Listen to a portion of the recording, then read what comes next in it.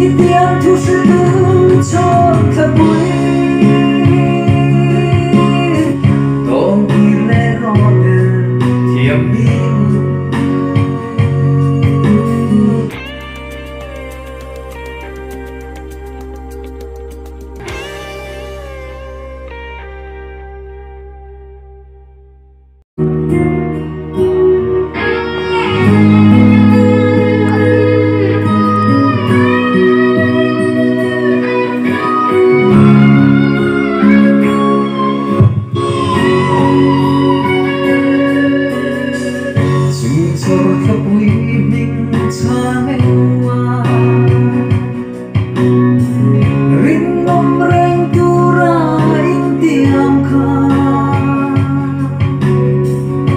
khuyên ghê mô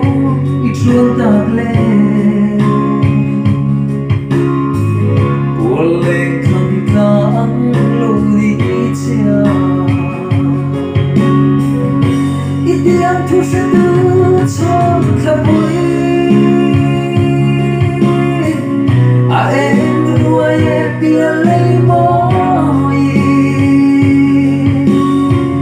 trái thơ bé linh liềm ta lối khi ngu là mình tiếng sống tên khâu non khi lẽ rõ đời thiềm yêu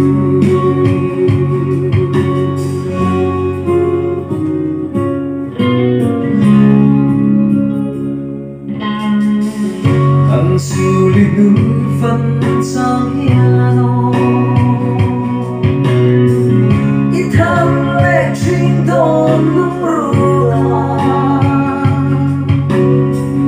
tìm lại này xuống đi dần qua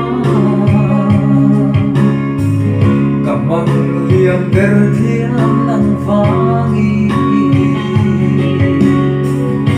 ít tiếng thu sẽ đưa cho thật vui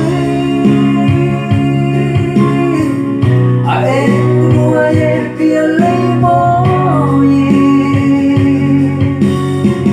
trái thơ bé linh liềm ta mô lối thì ngu là tìm tiếng sống tên khâu thôn như lẽ rõ đời thiềm yêu